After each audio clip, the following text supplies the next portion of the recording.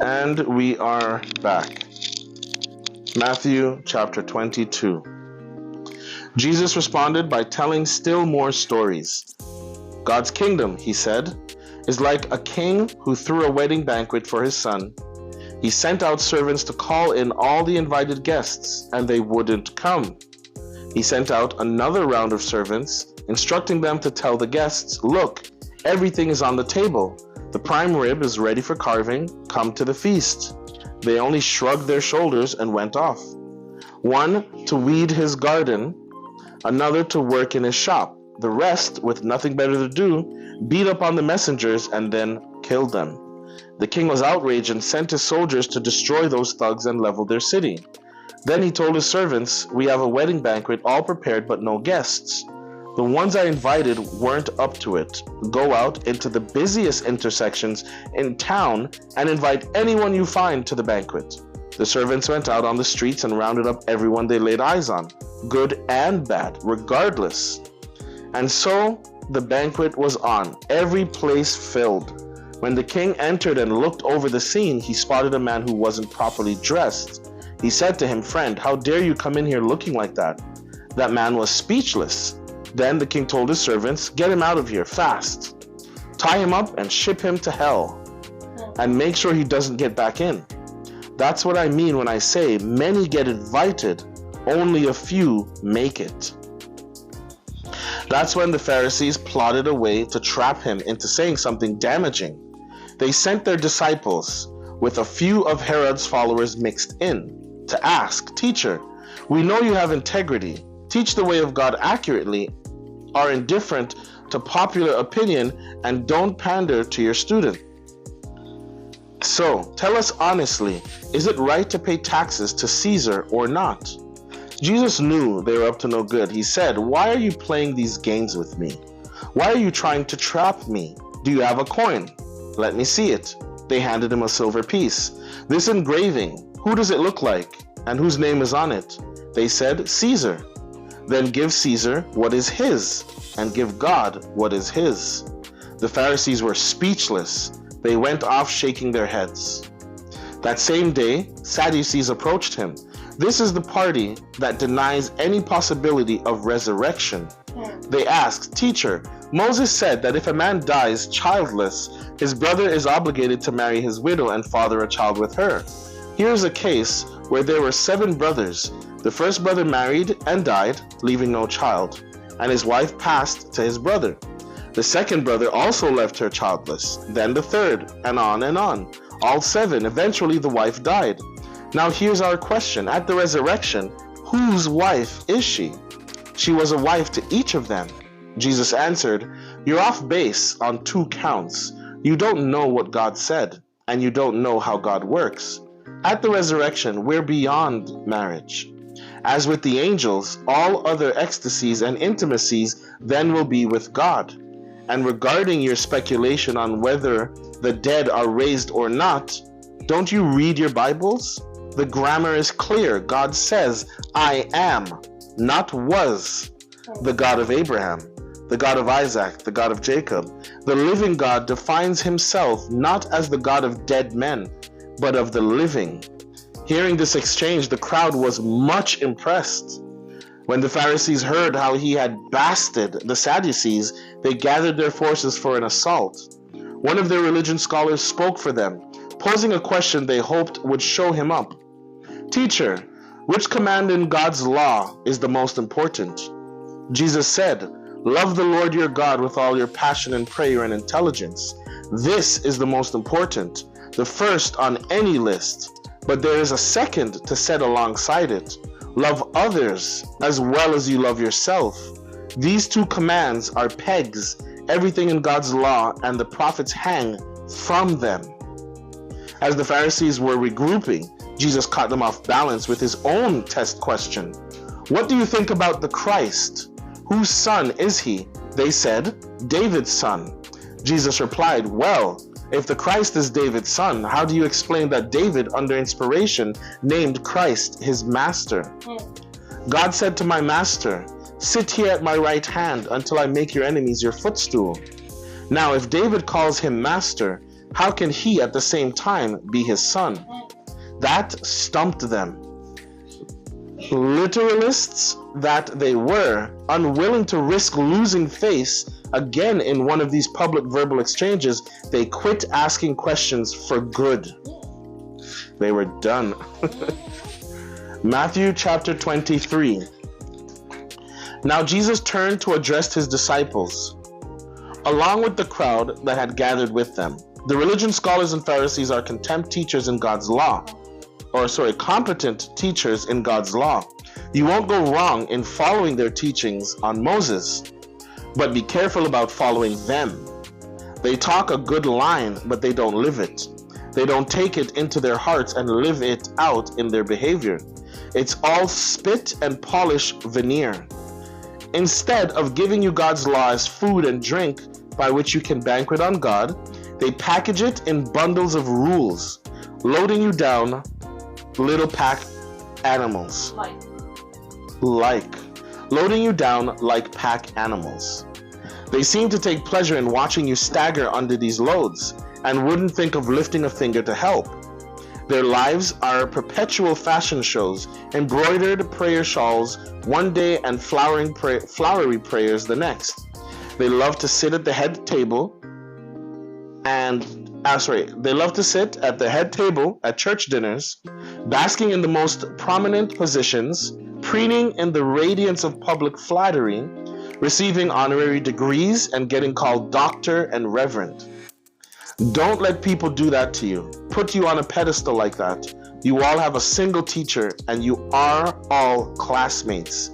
Don't set people up as experts over your life, letting them tell you what to do. Save that authority for God. Let Him tell you what to do. Save that authority for God. Let Him tell you what to do. I think I read that part already. No one else should carry the title of Father. You have only one Father, and He's in heaven. Praise God. And don't let people maneuver you into taking charge of them.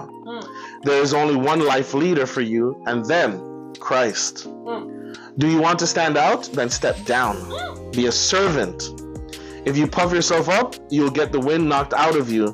But if you're content to simply be yourself, your life will count for plenty. I've had it with you. You're hopeless. You religion scholars, you Pharisees, frauds. Your lives are roadblocks to God's kingdom. You refuse to enter and won't let anyone else in either. You're hopeless. You religion scholars and Pharisees, frauds. You go halfway around the world to make a convert. But once you get him, you make him into a replica of yourselves. Double damned. You're hopeless. What arrogant stupidity. You say if someone makes a promise with his fingers crossed, that's nothing. But if he swears with his hands on the Bible, that's serious. What ignorance. Does the leather on the Bible carry more weight than the skin on your hands? And what about this piece of trivia? If you shake hands on a promise, that's nothing. But if you raise your hand that God is your witness, that's serious. What ridiculous hair splitting. What difference does it make whether you shake hands or raise hands? A promise is a promise. What difference does it make if you make a promise inside or outside a house of worship? A promise is a promise. God is present, watching, and holding you to account regardless. You're hopeless. You religion scholars and Pharisees, frauds. You keep meticulous account books, tithing on every nickel and dime you get, but on the meat of God's law, things like fairness and compassion and commitment, the absolute basics, you carelessly take it or leave it.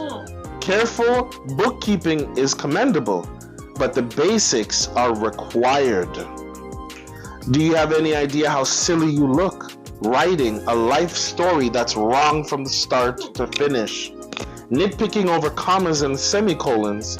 You're hopeless, you religion scholars and Pharisees, frauds. You buff the surface of your cups and bowls so they sparkle in the sun, while the insides are maggoty with your greed and gluttony. Stupid Pharisee, scour the insides, and then the gleaming surface will mean something. You're hopeless, you religion scholars and Pharisees, frauds. You're like manicured grave plots, grass clipped and the flowers bright, but 6 feet down is all rotting bones and worm-eaten flesh. People look at you and think you're saints, but beneath the skin you're total frauds. You're hopeless, you religion scholars and Pharisees, frauds. You built granite tombs for your prophets and marble monuments for your saints, and you say that if you had lived in the days of your ancestors, no blood would have been on your hands. You protest too much. You're cut from the same cloth as those murderers, and daily add to the death count. Snakes, cold-blooded sneaks. Do you think you can worm your way out of this? Never have to pay the piper? It's on account of people like you that I send prophets and wise guides and scholars generation after generation. And generation after generation you treat them like dirt, greeting them with lynch mobs, hounding them with abuse. You can't squirm out of this. Every drop of righteous blood ever spilled on this earth, beginning with the blood of that good man Abel, right down to the blood of Zechariah, Barachiah's son, whom you murdered at his prayers, is on your head. All this, I'm telling you, is coming down on you, on your generation. Jerusalem, Jerusalem, murderer of prophets, killer of the ones who brought you God's news.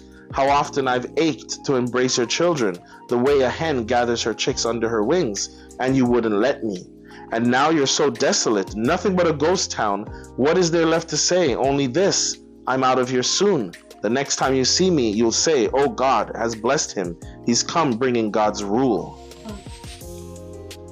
Matthew chapter 24. Jesus then left the temple. As he walked away, his disciples pointed out how very impressive the temple architecture was. Jesus said, you're not impressed by all this sheer size, are you? The truth of the matter is that there's not a stone in that building that is not going to end up in a pile of rubble. Later, as he was sitting on Mount Olives, his disciples approached and asked him, tell us, when are these things going to happen? What will be the signs of your coming? That the time's up. Jesus said, watch out for doomsday, deceivers. Many leaders are going to show up with forged identities claiming, I am Christ, the Messiah. They will deceive a lot of people.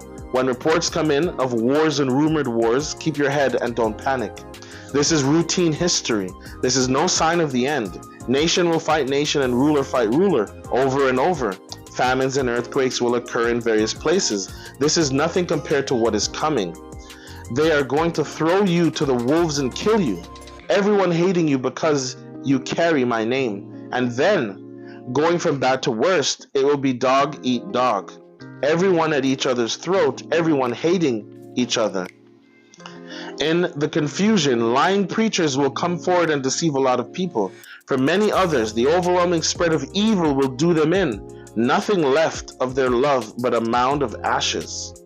Staying with it, that's what God requires. Stay with it to the end. You won't be sorry, and you'll be saved. All during this time, the good news, the message of the kingdom, will be preached all over the world. A witness staked out in every country, and then the end will come. But be ready to run for it when you see the monster of desecration set up in the temple sanctuary. The prophet Daniel described this. If you've read Daniel, you'll know what I'm talking about. If you're living in Judea at that time, run for the hills. If you're working in the yard, don't return to the house to get anything.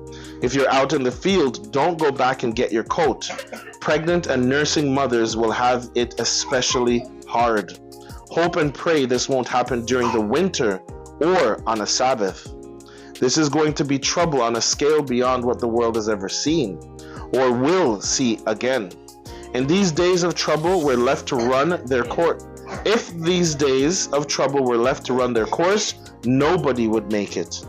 But on account of God's chosen people, the troubles will be cut short.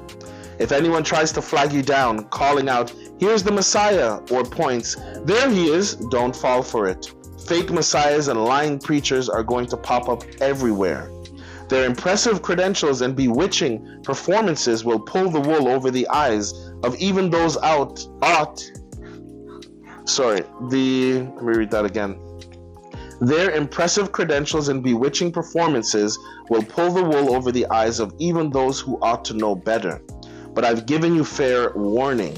So if they say, run to the country and see him arrive, or quick, get downtown, see him come, don't give them the time of day. The arrival of the Son of Man isn't something you go to see. He comes like swift lightning to you. Whenever you see crowds gathering, think of carrion vultures circling, moving and hovering over a rotting carcass. You can be quite sure that it's not the living Son of Man pulling in those crowds. Following those hard times, sun will fade out, moon cloud over, stars fall out of the sky, cosmic powers tremble. Then the arrival of the Son of Man, it will fill the skies. No one will miss it. Unready people all over the world, outsiders to the splendor and power, will raise a huge lament as they watch the Son of Man blazing out of heaven. At the same moment, he'll dispatch his angels with a trumpet blast summons, pulling in God's chosen from the four winds, from pole to pole. Take a lesson from the fig tree. From the moment you notice its buds form, the merest hint of green, you know summer's just around the corner. So it is with you. When you see all these things, you'll know he's at the door. Don't take this lightly. I'm not just saying this for some future generation, but for all of you. This age continues until all these things take place. Sky and earth will wear out. My words won't wear out. But the exact day and hour, no one knows that. Not even heaven's angels. Not even the Son. Only the Father knows. The arrival of the Son of Man will take place in times like Noah's. Before the great flood, everyone was carrying on as usual, having a good time right up to the day Noah boarded the ark. They knew nothing until the flood hit and swept everything away. The Son of Man's arrival will be like that. 2 men will be working in the field, one will be taken, one left behind. 2 women will be grinding at the mill, one will be taken, one left behind. So stay awake, alert. You have no idea what day your master will show up. But you do know this. You know that if the homeowner had known what time of night the burglar would arrive, he would have been there with his dogs to prevent the break-in. Be vigilant, just like that. You have no idea when the Son of Man is going to show up. Who here qualifies for the job of overseeing the kitchen? A person the master can depend on to feed the workers on time each day? Someone the master can drop in on unannounced and always find him doing his job? A God-blessed man or woman, I tell you, it won't be long before the master will put this person in charge of the whole operation. But if that person only looks out for himself, and the minute the master is away does what he pleases, abusing the help and throwing drunken parties for his friends, the master is going to show up when he least expects it. And it won't be pretty. He'll end up in the dump with the hypocrites, out in the cold, shivering, teeth chattering.